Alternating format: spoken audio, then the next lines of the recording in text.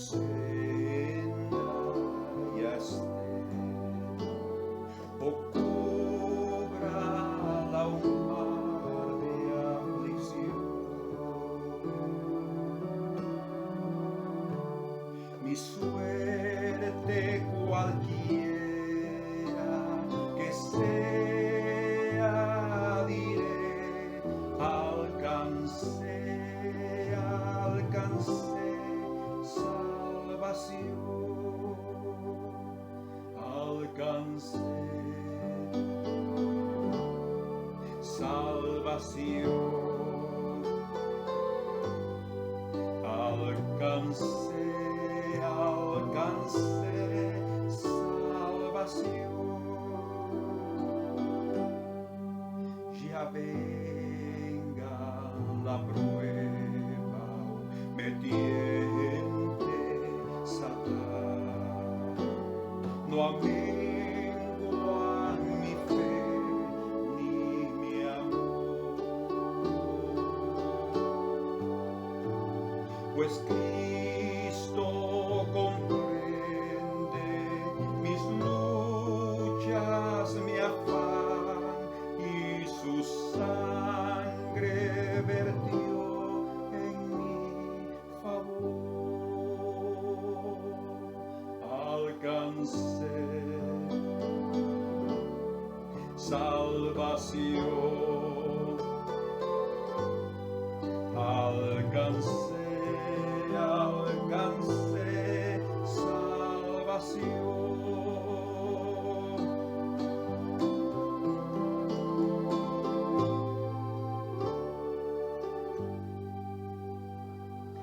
Feliz yo me siento al saber que Jesús libróme de yugo opresor, quitó mi pecado, clavólo en la cruz. Gloria demos al buen Salvador. Soy feliz con Jesús, soy feliz con Jesús. La fe tornaráse en gran realidad al irse la niebla veloz. Desciende Jesús con su gran majestad. Aleluya, estoy bien con mi Dios. Aleluya, estoy bien con mi Dios.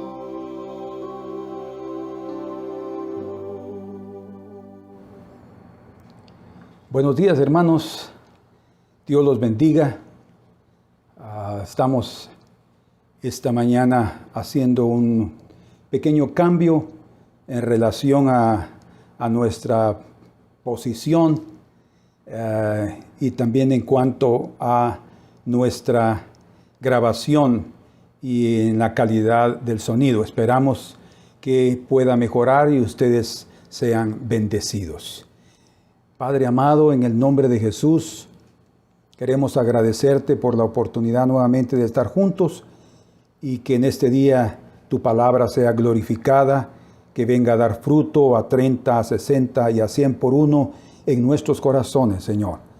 Que nuestras vidas estén siempre sedientas, que estemos siempre hambrientos y que evitemos, Señor, cualquier negligencia espiritual en cada uno de nosotros. Te lo suplicamos en el nombre de Jesús, tu Hijo amado.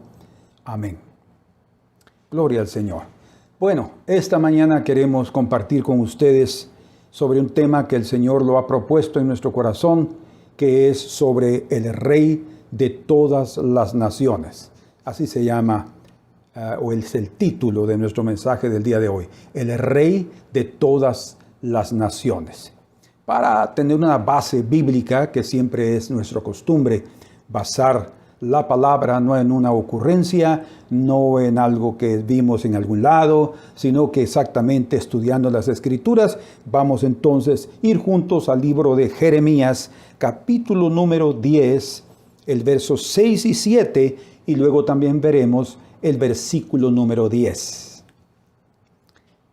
Dice la Escritura: no hay semejante a ti, oh Jehová, grande eres tú, y grande tu nombre en poderío. ¿Quién no te temerá, oh Rey de las naciones? Porque a ti es debido el temor, porque entre todos los sabios de las naciones y en todos sus reinos no hay semejante a ti. En el versículo 10 también leemos: mas Jehová es el Dios verdadero. Él es el Dios vivo y Rey eterno. Y a su ira tiembla la tierra, y las naciones no pueden sufrir su indignación. Bueno, en estos 3 versículos prácticamente estamos aprendiendo que el Señor es el Rey de las naciones. Es también el Dios vivo y Rey eterno. Y es Él el que rige soberanamente sobre todas las naciones desde el principio que Él creó todas las cosas, y la tierra principalmente.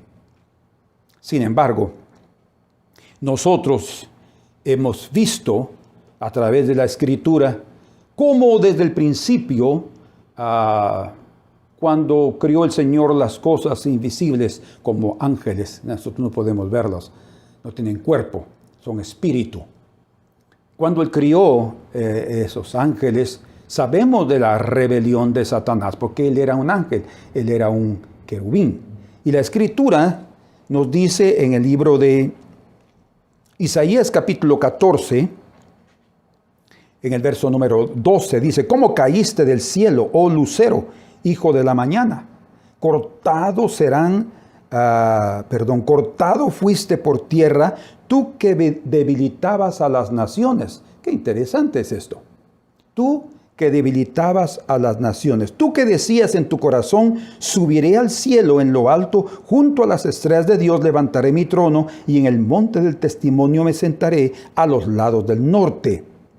Mas tú, verso 15 dice: derribado eres hasta el Seol, a los lados del abismo. Se inclinarán hacia ti los que te vean, te contemplarán diciendo: ¿es este aquel varón que hacía temblar la tierra, que trastornaba los reinos? Bueno, tanto aquí en Isaías 14 como en Ezequiel 28 encontramos la revelación sobre la vida de Satanás, Lucero. Su nombre era Lucero, se convirtió en Satanás, o el diablo, la serpiente antigua. Este ser, desde que el Señor, desde el principio, Él quiso ser como Dios. Pero cuando el Señor crió al hombre en la tierra, Él también quería tomar el lugar que no le correspondía, Rey de las naciones. Aunque en los días de Adán todavía no habían naciones, sino solamente era Adán, su esposa y sus hijos, pero comenzaron a multiplicarse y ahí vinieron las naciones después de Noé también, y hasta el día de hoy tenemos, según la cuenta judía, son 70 naciones representadas en toda la tierra. Ahora, Satanás quería tener, como siempre, el privilegio de Adán, la responsabilidad que el Señor le dio a Adán de gobernar el mundo. Ese privilegio y esa responsabilidad se la dio al primer hombre. Pero a través del engaño, Satanás, como siempre quiso desde el principio, buscar la preeminencia, entonces él vino a esta tierra y tomó, como decimos, a través del engaño, la autoridad, y él se autodenominó rey de este mundo. Era lo que él quería, era lo que recibió. El rey de este mundo o el rey de las naciones. Pero sabemos que según Jeremías, el rey de todas las naciones es nuestro Dios. Sin embargo, él aquí en este momento se da a conocer, y nosotros tenemos que saber esto, que él es un usurpador. Un usurpador. ¿Qué significa ser un usurpador? Bueno, usurpar significa apropiarse injustamente de un cargo o del título o identidad de otra persona. Y eso exactamente hizo la serpiente antigua, Satanás. Él se adueñó a través, ese es el método del engaño, de lo que no era suyo. Cuando vamos, por ejemplo, al libro de Juan, capítulo número 12, en el versículo 31, nuestro Señor Jesucristo habla así del enemigo. 12:31. Ahora es el juicio de este mundo. Está hablando del tiempo ya de su crucifixión. Ahora el príncipe de este mundo será echado fuera. No quiere decir que sería sacado de la tierra, porque hasta el día de hoy él continúa operando sus maldades. Pero lo que significa es ser echado fuera, significa que él perdió la autoridad en el sentido de que le fue nuevamente restaurada al hombre, pero no a cualquier hombre, sino a los hombres de fe, aquellos que creen en el Señor Jesucristo, que es el último Adán.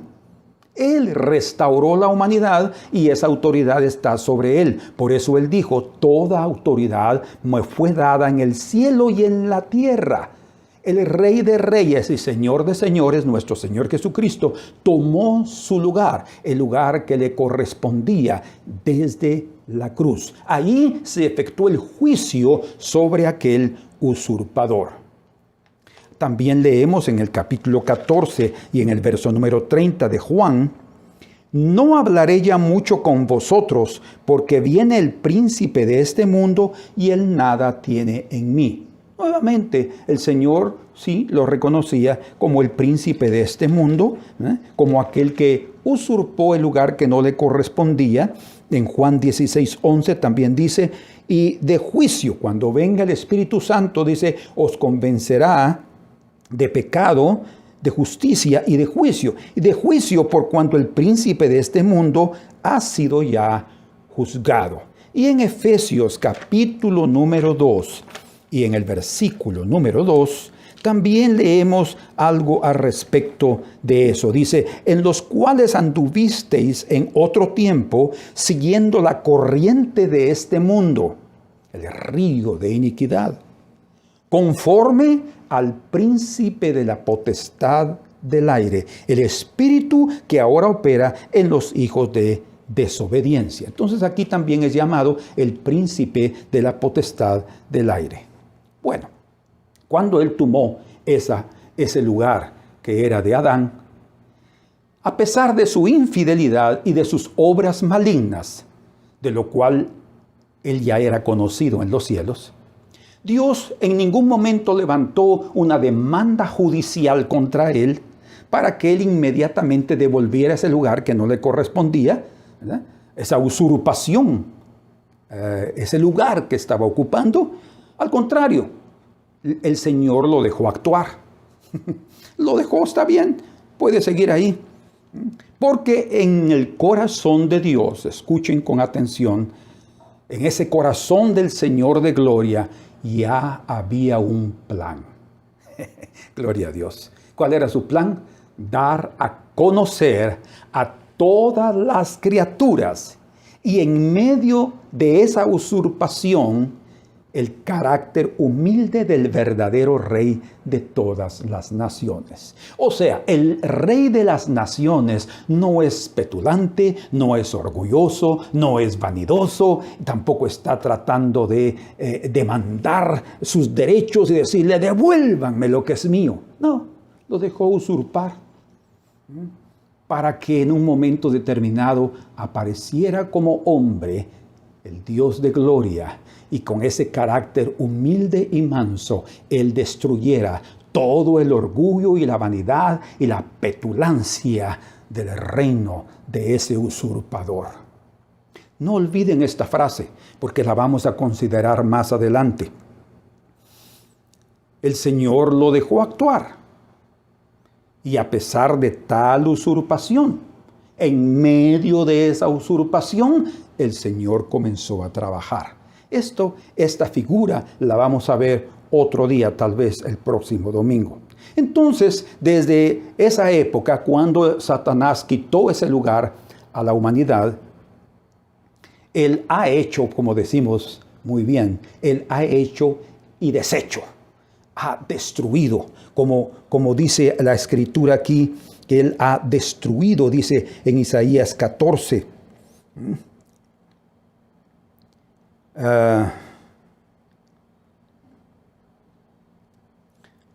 Dice, verso 21, preparad sus hijos para el matadero, por la maldad de sus padres. No se levanten ni posean la tierra, ni llenen de ciudades la faz del mundo. Él vino a esta tierra a destruirla. Dice en el verso 17, que puso el mundo como un desierto. Ese es el verso que estaba buscando. Que puso el mundo como un desierto. O sea, el lugar que Él usurpó, a pesar de adueñarse ilegítimamente de lo que no le correspondía, Él además no vino a prosperar el mundo, no. Él vino a destruirlo. Como dice, que puso el mundo como un desierto, que asoló sus ciudades, que a sus presos nunca abrió la cárcel. Como haciendo una referencia no únicamente a los que están en el infierno, sino también a aquellos que en esta tierra son sus cautivos. Nunca les abre la puerta de la cárcel. Nunca los deja libres. Su propósito es hurtar, matar y destruir. No hay duda que aunque eso se refiere a cualquier ladrón, y no todos los ladrones van a matar, sin embargo hay tres aspectos que revelan ese carácter maligno de Satanás. Entonces, él en su odio y en su orgullo ha herido desde aquella época a millones de personas, millones, a través del pecado, y a muchos de ellos, millones, ha enviado al infierno. Al Hijo del Hombre también lo mandó al infierno. Bueno, no era Él, pero Él también lo tuvo en el infierno. Fue el Señor. Nosotros fuimos los que enviamos al Señor al infierno debido a nuestro pecado, porque Él nos sustituyó. Eso es lo que se llama en la Escritura y en la teología la obra vicaria. Vicaria quiere decir la sustitución. Él murió por nosotros. Y cuando Él lo tuvo en el infierno, Él pensó que sus corrientes, que sus cadenas nunca lo dejarían salir de ahí. Yo ya les conté la experiencia que el Señor me permitió vivir. Con Él, yo fui al infierno. Yo estaba ahí con el Señor, pero Él me dejó solo por un momento, por unos segundos, y yo sentí la muerte. Y cuando yo estaba en lo más bajo, hasta en lo más bajo del lugar, que es donde está el trono de Satanás, yo estaba en la parte de atrás. Y yo le dije al Señor, gracias Señor por no permitir que Él me viera, porque espiritualmente hablando y en la maldad ese es un ser horrible, es un monstruo, es algo espiritualmente, emocionalmente de tinieblas, de terror. No en el sentido de la figura en sí, sino de su maldad. Y el Señor no permitió que el diablo me viera. Yo lo vi por la parte de atrás y vi su trono. Pero lo que yo quiero mencionar es que cuando yo estaba ahí diciéndole, Señor, ya no quiero seguir viendo esto, Señor, ya no quiero seguir viendo esto, Señor. Señor, sácame de este lugar, Señor, ya no soporto más. En esas palabras y en ese clamor, el Señor me dijo, yo estuve aquí. Y cuando Él me dijo, yo estuve aquí, dije, Señor, ¿cómo yo, siendo un ser tan impuro, un pecador, no quiere estar en este lugar tan inmundo? Tú, un ser santo y glorioso y puro, estuvo aquí por amor de mi vida, por amor de todos los seres humanos. Y cuando Él me dijo, yo estuve aquí, entonces yo le pedí fuerzas para soportar y poder experimentar un poco de ese precio que Él pagó. Pero era insoportable. Él mismo me sacó de ese lugar.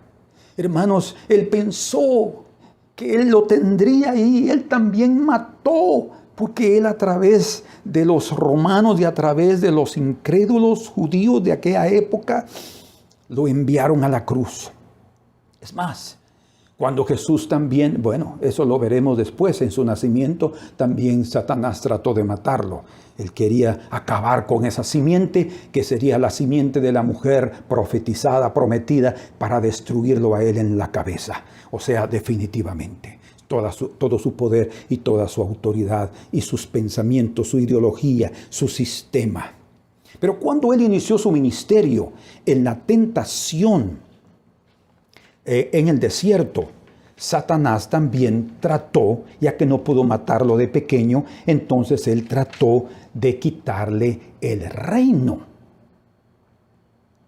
Al iniciar entonces ese ayuno, llegó, dice, Satanás, se aproximó de Él y Él le pidió que convirtiera las piedras en pan, porque tenía hambre, dice.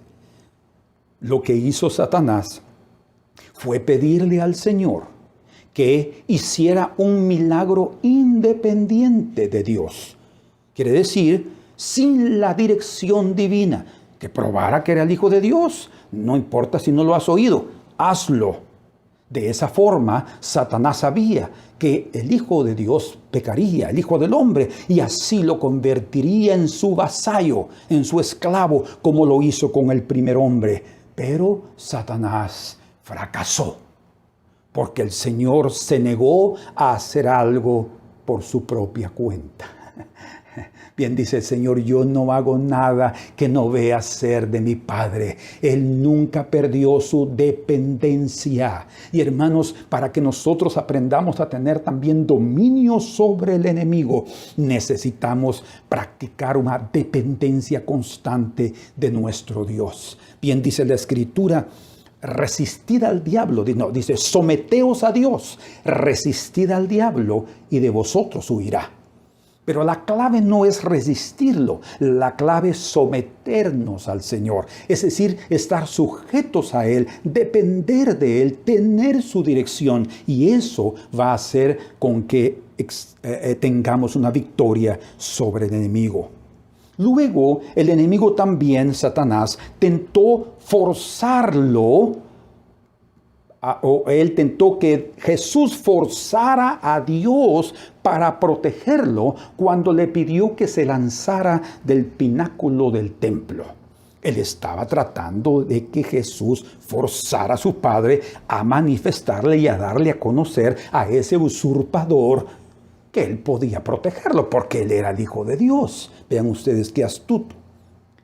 Pero Jesús no tenía nada que probarle a ese usurpador. Y eso es tan importante, esto es tan valioso, eso es tan profundo en relación a su carácter maduro. Aquel que es no necesita probarle nada a nadie. Si estás hablando la verdad, no necesitas probar nada. Si eres una persona recta, no necesitas probarle nada a nadie. Los hechos lo demostrarán y la verdad siempre triunfa sobre la mentira. Así es que Jesús en ningún momento tentó a su Padre. Él le dijo, no tentarás al Señor tu Dios. ¿Por qué? ¿Por qué lo hizo? Bueno, claramente está evidente que el Señor Jesús sí confiaba en su Padre y en la protección de su Padre. Pero el plan que estaba en el corazón de Dios es que un día el Señor no se lanzaría del pináculo del templo, sino se lanzaría de la propia tierra hasta lo más profundo del infierno. Y de allí lo sacaría su Padre. La protección divina sería allí. Él pasaría allí 3 días y 3 noches pagando el precio de nuestro pecado. Pero después oiría la voz poderosa de su Dios sacándolo de aquel lugar con poder y gloria y con su luz magnificente. Él opacaría por completo a esos seres malignos e infernales que no soportarían. En medio de su vida de tinieblas, no soportarían la luz del precioso Señor. Y ahí Él fue levantado y el Señor le mostró al enemigo, sin palabras, que su Padre lo protegió. Por último, en la tentación en el desierto, Satanás lo tentó ofreciéndole, ustedes pueden imaginarse, ofreciéndole todos los reinos de la tierra. Es increíble ese usurpador, ¿no? Y el Señor lo sabe. Sabía que él era ese usurpador. Y le dice aquí, otra vez en el verso 8 del capítulo 4 de Mateo, otra vez le llevó el diablo a un monte muy alto. Los montes hablan de reinos. Y le mostró todos los reinos del mundo y la gloria de ellos. Oh, ¿quién no quiere ser rey, verdad? El pueblo de Israel también le dijo a Samuel, danos un rey como todas las naciones. Y ellos no sabían, o estaban ignorando, o no percibían que el rey de ellos era el rey de todas las naciones. Muchas veces nosotros también queremos tener a alguien, un ser humano, para idolatrar, pero en nuestro corazón únicamente debe reinar el Rey de Reyes y Señor de Señores. No quiere decir que no estemos sujetos a hombres, eso es otra cosa diferente. Es la autoridad delegada que el Señor deja a sus siervos, pero no debemos caer en la idolatría. Hoy en día la iglesia ha caído a esa idolatría y ha caído en pecado debido a eso. Nosotros tenemos que tener cuidado en relación a este punto porque será el talón de Aquiles de la iglesia en estos últimos días. Y dice la Escritura, y le dijo, todo esto te daré si postrado me adorares. Imagínense este ser, este usurpador, le está ofreciendo ahora los reinos que él tomó por usurpación, que él se adueñó ilegítimamente a través de un engaño. Ahora se lo está ofreciendo al Señor. Como quien dice, mira, está bien, no luchemos más. Yo te lo doy, yo te lo regreso. Yo sé que tú eres pero ve, adórame, póstrate ahí y adórame. Pero el Señor no aceptó su propuesta. Así es que Satanás nuevamente en esta tercera tentación no logró destruirlo. Y además aprendió que la verdadera adoración y el verdadero servicio a Dios no viene por la conquista de los bienes de este mundo o de la autoridad sobre los reinos de este mundo, sino a través del despojamiento de sí mismos. Por eso el Señor se despojó a sí mismo, se vació, aquella kenosis que ya estudiamos, perdió su reputación, dice, delante de los hombres. Y no usurpó ser igual a Dios. ¡Qué impresionante! Él vino a esta tierra y no estaba diciendo, yo soy Dios, yo soy Dios, yo soy Dios. Aunque lo era. Pero él no estaba tratando de convencerlos. No, era la gente que en su fe deberían ver en el Hijo de Dios al Rey de todas las naciones. Y interesantemente, debido a que él no consiguió hacerlo caer en la tentación en el desierto, cuando él físicamente y emocionalmente estaba débil debido a los 40 días de ayuno, él salió allí fortalecido por la gran victoria, lleno del poder del Espíritu Santo. Leemos en Lucas capítulo 4. Cuando él inicia su ministerio, en ese desarrollo de su ministerio, y principalmente cuando él comienza a alimentar, que hizo 2 alimentaciones milagrosas al pueblo, les dio de comer. Dice la Escritura en Juan capítulo número 6 y verso número 15. Dice, vamos ahí, Juan 6:15. porque aquí se revela algo interesante. Verso 14, 6:14. Aquellos hombres entonces, viendo la señal que Jesús había hecho, de darles de comer milagrosamente, dijeron, este verdaderamente es el profeta que había de venir al mundo. Verso 15. Pero entendiendo Jesús que iban a venir para apoderarse de él y hacerle rey, volvió a retirarse al monte él solo. El comentario de Juan es que, bueno, era sin duda las palabras que el Señor después le reveló en el corazón al evangelista Juan, de que ellos vendrían a apoderarse de Jesús, o sea, lo tomarían y lo declararían rey. Él fue declarado rey el día domingo de nosotros, la Iglesia Católica le llama el Domingo de Ramos, pero está hablando de ese domingo de la entrada triunfal, que solo faltaban 5 días para ser crucificado. Él aceptó entrar ahí y lo vamos a ver por qué. Aceptó que lo llamaran Hosana al Hijo de David, que quiere decir el Rey de Israel. Él entró como rey, por eso es que después de esa entrada dice que definitivamente decidieron matarlo. Pero en ese acto de esa multitud que debido a que les dio de comer, querían tomarlo y hacerlo rey, el Señor obviamente se escondió de eso porque no estaba dispuesto, pero el plan de Satanás era tratar de hacerlo rey por el populismo. Es decir, iniciar una revolución contra el Imperio Romano como un caudillo político. Imagínense, porque si él hubiera aceptado eso, entonces, los romanos apagaban cualquier insurrección, apagaban cualquier persona que se levantaba, como Teudas, por ejemplo, ¿verdad? Que se levantaba. Barrabás era un revolucionario, un político. Alguien que no quería aceptar el yugo romano y se rebelaba. También el enemigo, Satanás, quiso que Jesús hiciera eso para que fuera perseguido por el imperio romano y así muerto como un subversivo. Pero Jesús escogió otro camino.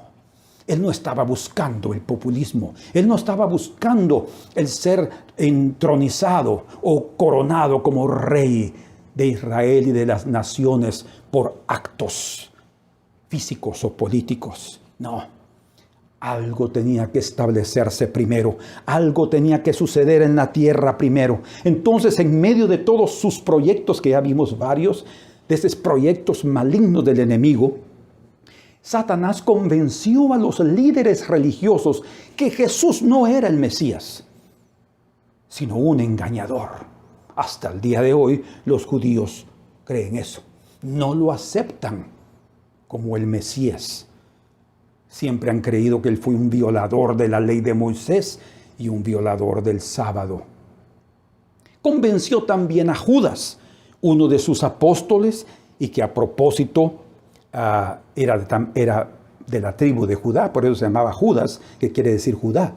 Judas en el griego es Judá en el hebreo. Él era de la tribu de Judá, de la misma tribu de Jesús, y fue él el que lo traicionó. Por eso dice, cuando habla en los Salmos, que uno de mis hermanos, dice, porque eran de la misma tribu.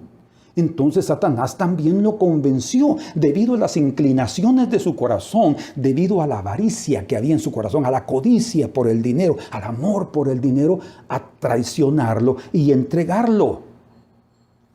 Pensando Satanás que al ser acusado y condenado como un criminal, porque era considerado así para los romanos, crucificar a alguien era solo crucificar a un criminal y no podía ser un romano, tenía que ser un criminal de otras naciones. Y un maldito de Dios, porque para los judíos, porque ser colgado en un madero era recibir la maldición o tener la maldición sobre su vida. Él pensaba que tal vez de esa forma Jesús protegería su reputación y se libraría de alguna forma. Él va a ir a tratar de proteger su nombre. Pero Satanás también se asombró porque Jesús no protegió su reputación. Era suficiente su carrera justa, honesta, verdadera. Todo aquel que es de la verdad, le dijo el Señor a Pilato, viene a mí y oye mi voz. Entonces el Señor no protegió su reputación. ¿Por qué razón? Porque Él es el Rey de las naciones eterno. Como leímos en Jeremías, tú eres el verdadero Dios y el Rey eterno. El Rey de las naciones no necesita que defender su reputación delante de los hombres. Así es que, como dice aquí en Filipenses capítulo 2, verso 6, el cual, siendo en forma de Dios, no estimó el ser igual a Dios, os quiere decir, no tomó por usurpación. Él no tomó ese mismo camino. Como cosa que aferrarse, dice. Como cosa que aferrarse. Él no estuvo ahí como Joab, agarrado a los cuernos del altar para que no lo mataran. O como Adonías. No. Él estaba dispuesto a entregar su vida por la humanidad. Así es que de una forma humilde, el eterno y humilde Señor se entregó. Pero entonces en ese camino que el Señor escogió de humildad y de mansedumbre, a través de ese camino el Señor reveló el camino de victoria sobre el usurpador. La derrota del usurpador vendría allí. Ahora, tanto Satanás como el pueblo de Israel esperaban que en la primera venida el Señor estableciera su reino, porque es hasta el día de hoy los judíos piensan que el Mesías vendrá a darles un reino de paz y los pondrá como cabeza de naciones, de las naciones. Y eso va a suceder en su segunda venida. Sin embargo, en su primera venida, ellos esperaban que el Mesías se manifestaría de esa forma, los libraría del yugo romano y a ellos los pondría sobre ese imperio. Lo que ellos no entendían, a través también de la profecía de Daniel, de la interpretación del sueño de Nabucodonosor, que Daniel interpretó, ¿sí?, que los pies mezclados con hierro y barro serían destruidos, dice, por una piedra no cortada por manos de hombres, y esa piedra destruiría toda esa imagen, o sea, todo el sistema, todos los imperios serían destruidos por esa piedra. Y esa piedra apareció en su primera venida, y él lo que mostró es que espiritualmente destruyó ese imperio. Por eso es que no vimos nada, ni el pueblo de Israel vio nada, como quien dice, pero él no es el Mesías, porque no vino a librarnos. Ahí está muriendo y cayó en la cruz y ahí se quedó y lo pusimos en la tumba y según ellos no resucitó. ¿Por qué? Porque ellos no entendían. Y tengo la impresión que tampoco Satanás entendía esa cuestión de las dos venidas. Las dos venidas. Dice la Escritura en el libro de Miqueas, capítulo número 5, verso 1 y 2, dice: rodéate ahora de muros, hija de guerreros, nos han sitiado. Con vara herirán en la mejilla al juez de Israel, el Señor. Pero tú, Belén Éfrata, pequeña para estar entre las familias de Judá, eso lo veremos el próximo domingo, de ti me saldrá el que será Señor en Israel. Y sus salidas son desde el principio, desde los días de la eternidad. Dice sus salidas. ¿Por qué? Porque son dos. Y el enemigo, como el pueblo de Israel, hasta hoy no entendieron eso, esas dos venidas. Por eso es que ellos no captaron que en su primera venida Él tenía que morir como el Cordero de Dios, morir en humildad, perder toda su reputación y espiritualmente recuperar su reino, el reino de Israel y el reino de todas las naciones. ¿Por qué de todas las naciones? Porque el propio Señor dice allí en Mateo capítulo 28, fíjense qué orden maravillosa el Señor dice, antes de que Él ascendiera a los cielos, les da esta orden a sus discípulos. En el 28:19 dice, por tanto, id, haced discípulos a todas las naciones. Discípulos de Jesús a todas las naciones, bautizándolos en el nombre del Padre, del Hijo y del Espíritu Santo, y enseñándoles que guarden todas las cosas que os he mandado. Y he aquí, yo estoy con vosotros todos los días hasta el fin del mundo. Él es el Rey de todas las naciones. Pero Jesús escogió entonces, primero, ese camino de humildad en su primera venida, para vencer el orgullo del enemigo y así quitarlo o eliminar, podemos decir también así, su soberbia o su posición de usurpador. La cruz que ellos escogieron para matarlo, que fuera su oprobio y fuera su vergüenza, fue el instrumento que también Dios usó para el juicio sobre el príncipe de este mundo, para que viniera la gran victoria sobre el imperio de las tinieblas y de la muerte. Bien, leemos en Colosenses capítulo 2, versículo número 15, y despojando, dice, despojando, vaciándolos, perdiendo toda su reputación y autoridad, y despojando a los principados y a las potestades de los aires. Está hablando ángeles caídos y demonios. Los exhibió públicamente, dice. O sea, nadie estaba viendo eso. Pero en la cruz, Él los exhibió públicamente, dice, triunfando sobre ellos en la cruz. Entonces, en la cruz, cuando Él estaba muriendo, como ya aprendimos, en debilidad, en flaqueza, Él estaba allí. Cuando estaba siendo débil, estaba siendo fuerte, porque estaba triunfando sobre todos los enemigos y sobre Satanás. Él pensó que tenían que acabar con Él, pero a través de la muerte, la Escritura dice que venció a aquel que tenía el imperio de la muerte. Entonces el Hijo de Dios vino a este mundo para dar su vida en rescate de muchos. Y al morir, no solo salvó a los hombres de fe, sino también destruyó en juicio al maligno.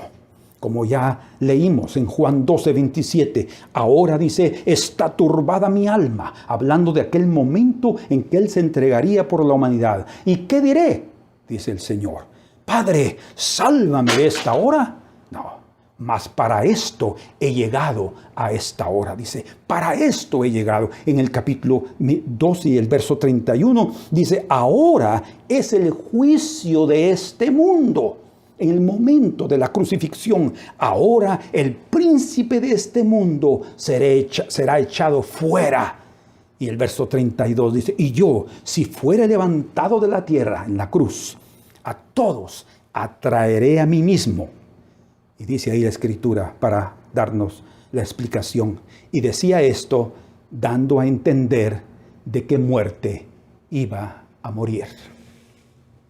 Entonces, vemos en la muerte del Señor la gran victoria que el Señor tenía preparada para toda la humanidad. Así de humilde y calladamente, el Cordero de Dios fue llevado al matadero y venció con un plan maravillosamente ejecutado en silencio, sin abrir su boca. Plan que hasta los propios enemigos se vieron asustados. Porque la Escritura dice también en Isaías 53:7, angustiado él y afligido, no abrió su boca. Como cordero fue llevado al matadero y como oveja delante de sus trasquiladores, enmudeció y no abrió su boca. Dice la Escritura en Mateo capítulo 26, versículo 62, y levantándose el sumo sacerdote le dijo, ¿no respondes nada? ¿Qué testifican estos contra ti? O sea, él estaba mostrando que estaban hablando muchas cosas, acusaciones contra él, y el Señor callado, allí dando testimonio de que él era el Cordero de Dios. En Mateo capítulo 27, verso 13, delante de Pilato. Pilato entonces le dijo: ¿no oyes cuántas cosas testifican contra ti los sacerdotes, el pueblo, los falsos testigos? Pero Jesús, dice, no le respondió ni una palabra. Y escuchen, de tal manera que el gobernador se maravillaba mucho. Nunca había visto a alguien que no se defendiera. Nunca había visto a alguien que estuviera tan dispuesto a morir por su pueblo y por la humanidad. Pero su silencio, hermanos, reveló el carácter del verdadero rey de Israel y el verdadero rey de todas las naciones. Su carácter era una de las muchas maneras de reconocerlo. Venid a mí, dice el Señor, Mateo 11:28, los que estáis trabajados y cargados, yo os haré descansar. Dice, porque mi yugo es fácil y ligera mi carga. ¿Sí? Eso es. Dice ahí el Señor también, dice ahí, y así hallaréis descanso para vuestras almas. Solamente alguien que ha encontrado el reposo puede también estar aliviado de sus pecados y de sus problemas internos. Su carácter entonces era una de las muchas maneras de reconocerlo: humilde, callado, pacífico, opuesto totalmente al carácter del usurpador, orgulloso, soberbio y violento que vino para destruir la tierra, y es lo que ha estado haciendo hasta el día de hoy. Por último, Jacob, en su profecía hacia las 12 tribus, hacia sus hijos, él dijo algo muy interesante que quedó registrado en Génesis capítulo 49 y verso 10. Hablando de Judá, dice allí: no será quitado el cetro de Judá. Qué interesante. El cetro es el bastón de un rey, donde ahí está representada su autoridad y su poder. Ni el legislador de entre sus pies, aquel que hace las leyes y las ejecuta, hasta que venga Silo o Silo, y a él se congregarán los pueblos. Eso en hebreo quiere decir naciones. Pero cuando vemos en el hebreo propiamente, literalmente traducido del hebreo, este versículo lo leeríamos de esta manera: no se quitará el poder de Judá. Hablando del cetro, no se quitará el poder de Judá, ni la vara de comando entre sus pies, hasta que venga a Silo, y a Eli a reunión de pueblos seguirá. Es una traducción bastante diferente de alguien que de las personas que leen hebreo traducen de esa manera el versículo. Pero lo que está diciendo ahí, tanto en la versión en español, en portugués, en inglés o en hebreo, es que la tribu de Judá se convertiría en la tribu más destacada de todas. De hecho, está registrado que fue la primera a ofrendar en la inauguración del tabernáculo de Moisés. Siempre fue marchando al frente del pueblo en el viaje por el desierto. Después de la muerte de Josué, Judá lideró los ejércitos de Israel en la conquista de la tierra prometida. De Judá se eligió el rey David y a sus descendientes para reinar y liderar el pueblo judío por todas las generaciones. Por eso dice: no se quitará el poder de Judá ni la vara de comando entre sus pies. Pero también dice ahí: hasta que venga a Silo, o hasta que venga Silo. Estas dos maneras, en español se traduce hasta que venga Silo, haciendo una referencia a Cristo. Y van a ver cómo es esto de interesante, porque en el hebreo están diciendo hasta que venga a Silo. Ainda que esa palabra hebrea tenga un poco de dificultad en su traducción, ella viene de una raíz muy interesante. Y todos los estudiosos de la Torá, del Antiguo Testamento, hacen alusión al reino del Mesías, cuando dicen hasta que venga a Silo, o sea, hasta que se manifieste el reino. Entonces, de Judá va a venir el libertador, el legislador, el rey, hasta que venga Silo, hasta que se manifieste el reino. Por eso es que ellos estaban confundidos, porque pensaran que si Él era el Mesías tenía que manifestarse el reino. Y el reino se manifestó. El Señor dijo, a vosotros ha venido el reino de los cielos, pero primero era espiritual. Primero tenía que establecerse en el corazón de los hombres de fe y después será establecido en toda la tierra en su segunda venida. Entonces también es la manifestación del propio Mesías, que Él era el verdadero reposo del pueblo de Dios. Silo viene de una raíz que significa lugar de descanso, lugar de tranquilidad, lugar de reposo. También quiere decir callado, silencioso. Por eso es que es un lugar tranquilo. Está hablando del carácter del Mesías. Esa profecía de Jacob entonces reveló el descanso, la paz, la liberación que el pueblo de Dios recibiría y todas las naciones cuando aceptasen a Jesucristo como el Mesías y su Salvador.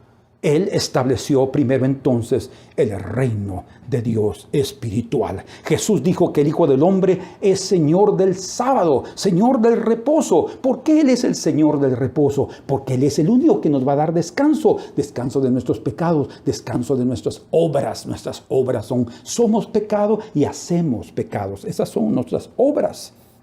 Sin embargo, los sacerdotes, fariseos y escribas siempre lo vieron como un violador del sábado. Yo creo que fue una de las cosas que más ellos le acusaron. Más era porque no tenían un corazón arrepentido y por su incredulidad. Mas Jesucristo es el donador, aquel que da el descanso, aquel que lo establece primero en el corazón y luego permanentemente lo establecerá en todo el mundo. Él es el Señor del descanso. Él es la paz. Su yugo es fácil de llevar. ¿Sí? Y como dice la Escritura, Él es el príncipe de paz o el príncipe de la paz. Y en Mateo 21, verso 5, citando a Zacarías capítulo 9, verso 9, dice allí, decida la hija de Sión, Sión es Israel, se refiere a Israel, pero a nosotros los cristianos se refiere a la iglesia, en la ciudad de David. Dice, decid a Sión, la ciudad de David, he aquí tu rey viene.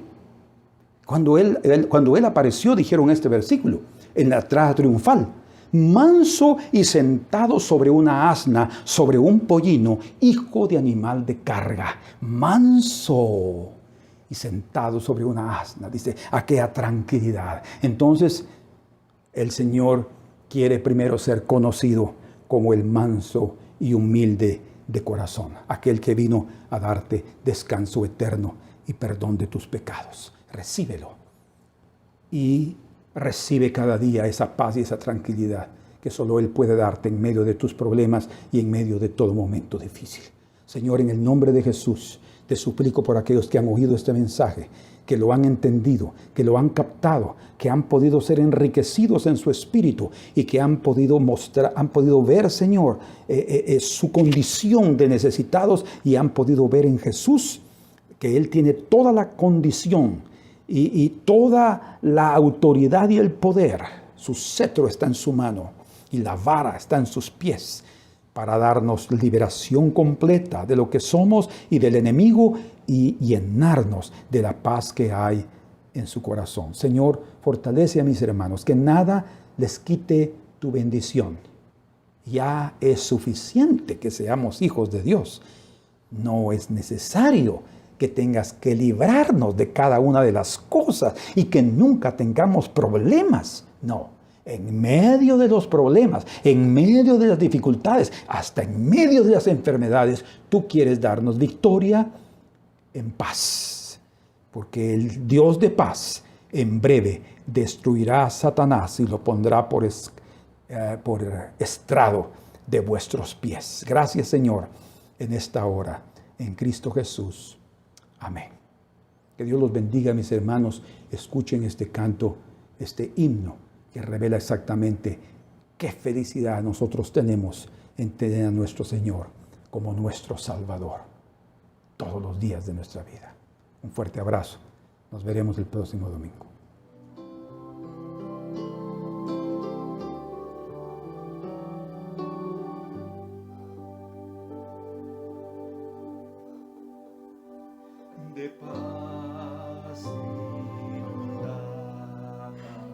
mi senda ya esté,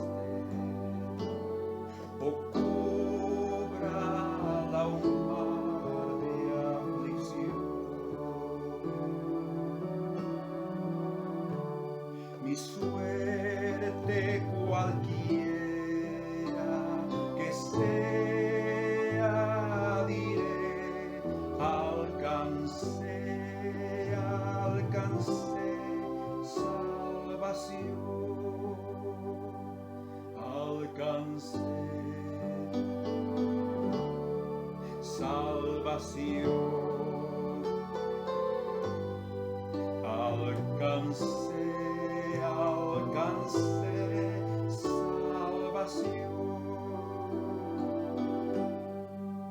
Ya venga la prueba, me tiente Satán, no amengua mi fe ni mi amor, pues Cristo comprende mis luchas, mi afán, y su sangre vertió en mi favor. Alcancé salvación, alcancé salvación.